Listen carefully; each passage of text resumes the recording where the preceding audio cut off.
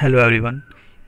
आज का हमारा टॉपिक है संसाधन और ये हमारी एक नई सीरीज़ है जिसमें हम कवर करेंगे क्लास 9 के ज्योग्राफी का पोर्शन। ठीक है, तो आज का हमारा टॉपिक है संसाधन। तो चलिए सबसे पहले इसका डेफिनेशन देख लेते हैं।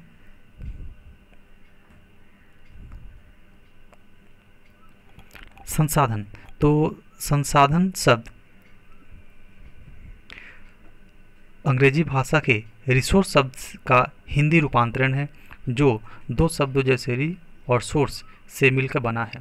री का अर्थ होता है लंबी अवधि और सोर्स का अर्थ होता है साधन, अर्थात जिस वस्तु पर हम लंबी अवधि के लिए निर्भर हो जाएं वह संसाधन है। ठीक है, एक तरह से हम बोल सकते हैं कि जिस वस्तु पे हम बहुत लंबे समय तक डिपेंडेंट रहते हैं या जिस वस्तु पे हम काफ़ी दिनों से निर्भर हैं और आगे भी निर्भर रहने वाले हैं, उस वस्तु को हम बोलेंगे संसाधन। जैसे मैं एग्जांपल दूं, जैसे सूर्य का प्रकाश, कोयला, पेट्रोल, डीजल, हवा, ठीक है, ये सब जो है वो संसाधन है ना। तो इसके बारे में यहाँ कुछ और बातें लिखी हुई हैं, इसे आप पढ़ लेना। जैसे कि संसाधन प्रकृति प्रदत्त मानव निर्मित संपदा है जिसका उपयोग मानव अपनी आवश्यकता की पूर्ति के लिए करता है। अतः संसाधन पर मानव विकास की प्रगति और अस्तित्व निर्भर करता है। प्रत्येक प्राकृतिक संसाधन मानव जीवन के लिए उपयोगी है। जैसे मिट्टी, सूर्य यहाँ है, देख सकते हैं जैसे आप मिट्टी, सूर्य, पवन, वन्य प्राणी और भी सारे हैं, तो यहाँ देख लेना। तो आगे बढ़ते हैं। यहाँ एक क्वेश्चन है, ये क्वेश्चन एग्ज़ाम में आया हुआ है और ये क्वेश्चन है संसाधन का वर्गीकरण करो और उनका संक्षिप्त वर्णन करो। तो संसाधन को हम लोग बेसिकली दो भागों में बांट सकते हैं, एक प्राकृतिक संसाधन और दो मानवीय संसाधन।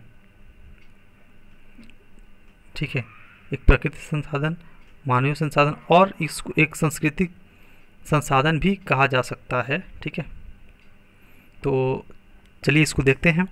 और इसमें फर्स्ट है प्राकृतिक संसाधन। ऑब्वियस सा बात है, नाम से समझ में आ रहा है, प्रकृति द्वारा दी गई संसाधन को ही प्राकृतिक संसाधन कहते हैं। जैसे जल, हवा, सूर्य, मिट्टी, धरातल, वन, जानवर, खनिज इत्यादि। ठीक है, नेक्स्ट, प्राकृतिक संसाधन को ही यहाँ दो भाग में बांटा गया है, एक जैविक संसाधन और दो अजैविक संसाधन। जैविक संसाधन के अंतर्गत हम वो उन संसाधन को रखते हैं जिनमें जीव हो। ठीक है, नाम से जैसे समझ में आ रहा है, जैविक संसाधन में आ जाएगा वन्य जीव, मछली और कोई प्राणी जिसमें प्राण हो। ठीक, और अजैविक संसाधन में आ जाएगा वह जैविक संसाधन जिसमें जीवन या प्राण ना हो। ठीक है, जैसे कि जल, सूर्य, ताप, खनिज इत्यादि। और मानवीय संसाधन में क्या किया जाता है, जिन संसाधनों का निर्माण मानव द्वारा होता है उसे मानवीय संसाधन कहते हैं।